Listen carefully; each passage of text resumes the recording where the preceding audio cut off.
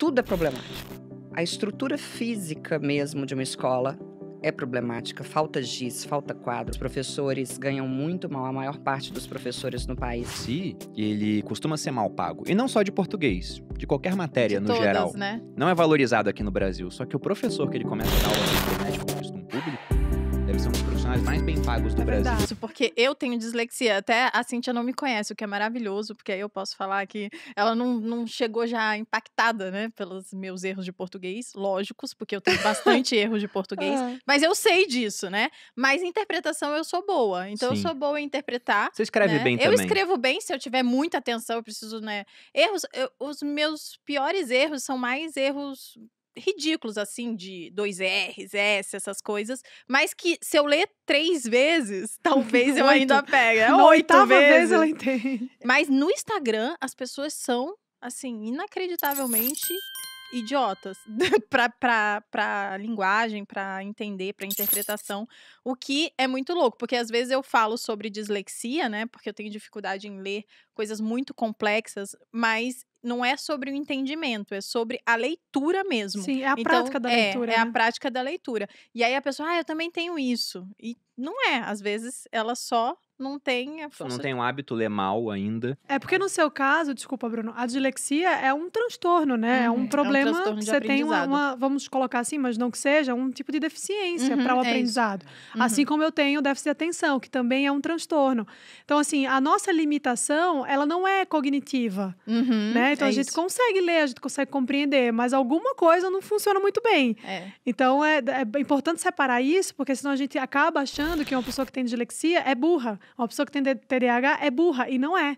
Era né? o Muito que eu pelo achava contrário, antes de muitas saber. Eu vezes. falava, Não, gente, eu sou burra. E tem um ponto aqui sobre essa estatística. A gente tem os analfabetos, tem esse pessoal que é 29% analfabetos funcionais, ou seja, eles sabem escrever, sabem ler, mas não sabem interpretar, por exemplo.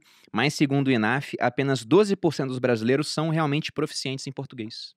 Por que isso acontece, na sua opinião, como professora? Em primeiro lugar, pela base. A gente tem um país que não valoriza a educação desde sempre. Né? A gente tem uma base muito complicada. E aí o problema de base ele é interessante de ser analisado. Por quê? Tudo é problemático. A estrutura física mesmo de uma escola é problemática. Falta giz, falta quadro, falta caneta, né? Caneta para escrever. Falta tudo. A gente tem um problema em relação aos professores. Os professores ganham muito mal, a maior parte dos professores no país precisa estudar, precisa trabalhar e estudar, né? Educação continuada, pós-graduação e tal. Então, ele precisa trabalhar de manhã e de tarde, às vezes até à noite, para ter um salário minimamente decente. Então, você tem um professor que não tem tempo para se preparar.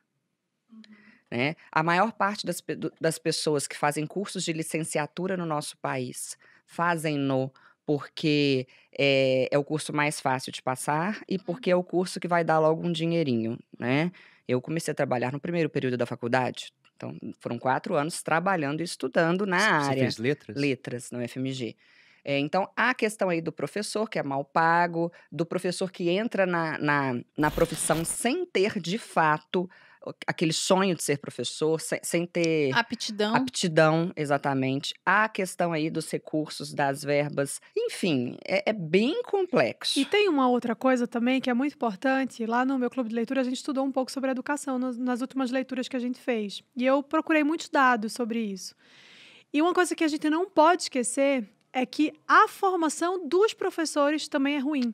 Então, eles viram professores com uma formação ruim, eles formam novos professores com uma formação ruim, e isso vai passando, chega uma hora que ninguém sabe mais nada. Então, isso é muito importante também, porque a qualidade do ensino das universidades, que forma esses professores, também é péssima. Exatamente. E aí a gente pode, no caso do português... por que as pessoas não gostam de português? Por que as pessoas desmerecem a língua portuguesa? Porque a forma como a gente fala é completamente diferente da forma como a gente escreve. Então, o menino aprende a falar, me dê esta garrafa, e aí ele entra na escola e aprende que é dê-me. Então, assim, verdade. Fica até já estranho pra falar, né? e aí já se cria aí um Uma barreira, bloqueio, né? uma barreira. Alguns, como Não é eu, usual, acham né? isso estranho e querem saber mais e se interessam ainda mais pela língua, mas eu sou uma exceção.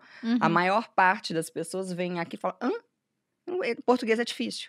Então, essa ideia de que português é difícil, não que seja fácil, mas essa ideia de que português é difícil, ela vem de lá da nossa infância. Mas é mesmo, né? Graças a Deus, senão não ganharia dinheiro, né, gente? Mas esse é um verdade. ponto interessante, porque o professor em si, ele costuma ser mal pago. E não só de português, de qualquer matéria De no todas, geral. né? Não é valorizado aqui no Brasil. Só que o professor que ele começa a dar aula pela internet e conquista um público, deve ser um dos profissionais mais bem pagos do Brasil hoje em É dia. verdade. Então você acha que essa facilidade que as pessoas têm hoje de escolher o professor com que elas querem aprender, isso não tá fazendo com que as pessoas se preocupem mais com português? Até o seu número de seguidores, de views nos stories é muito alto. Pra quem ensina Altíssimo. português. Mas eu falo umas bobagens também, né? Isso contribui, né? Não, você acha que isso tá mudando agora? Porque a gente via uma falta de interesse. Na escola, português era aquela matéria que eu odiava. Eu sempre gostei de ler, de interpretar textos. Tá. Agora, regras gramaticais, assim, eu falava, Português era meu a Deus. matéria que eu mais gostava. Tempos acredita? verbais. Mentira! Eu falava assim, É. caramba, mas olha só o tanto de tempo de conjugações. Eu já sei falar tudo isso. Por que eu tenho que classificar se é pretérito mais que Aham. perfeito? Isso tirava o tesão da matéria, digamos assim. Eu vi uma pesquisa há um tempinho dizendo que, com o advento da internet, que no caso dos professores, ficariam os que se adaptarem, ficarão os que se adaptarem à internet e, sobretudo, os diferentes. Os que realmente têm uma natureza diferente.